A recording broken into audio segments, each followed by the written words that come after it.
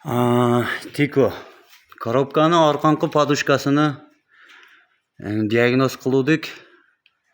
Montirovka bilan tekshirsak, motor shunaqa qimillayaptiki, motor yurgizganda вообще detonatsiya beryapti.